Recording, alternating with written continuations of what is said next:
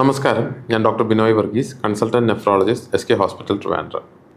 ഇന്ന് ആയിരക്കണക്കിന് ആളുകളാണ് അവയവങ്ങളെ കാത്ത് അവരുടെ ജീവിതം ആശുപത്രികളിലും കിടക്കകളിലുമായി നയിച്ചുകൊണ്ടിരിക്കുന്നത്.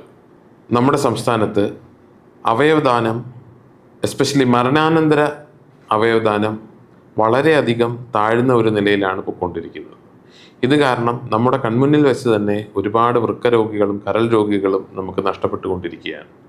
ഒരു മനുഷ്യന് അവൻ്റെ ജീവിതകാലത്ത് അല്ലെങ്കിൽ അവൻ്റെ ജീവിതാവസാനം ചെയ്യാൻ പറ്റുന്ന ഏറ്റവും നല്ല കാര്യമാണ് അവൻ്റെ ജീവൻ ബാക്കിയുള്ളവർക്ക് ദാനം ചെയ്ത് മുന്നോട്ട് പോവുക എന്നുള്ളത്.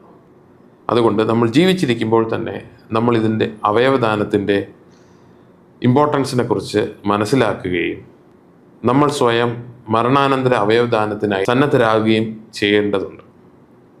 നമ്മുടെ മനസ്സ് തുറന്ന് നമുക്ക് ബാക്കിയുള്ളവരെ സ്നേഹിക്കാം. നിങ്ങൾ മരണാനന്തര അവയവദാനത്തിന് സമ്മതമാണെങ്കിൽ കേസ് ഓട്ടോയിൽ രജിസ്റ്റർ ചെയ്ത് നമ്മുടെ സമ്മതപത്രം കേസ് ഓട്ടോയിൽ അറിയിക്കാവുന്നതാണ്. നമുക്ക് ഈ ലോകത്തോട് വിട പറയുമ്പോൾ, അല്ലെങ്കിൽ നമ്മുടെ ബന്ധുക്കൾ ഈ ലോകത്തോട് വിട പറയുമ്പോൾ അവർ മറ്റുള്ളവരിലൂടെ ജീവിക്കുന്നത് എത്ര മനോഹരമാണ്. നന്ദി.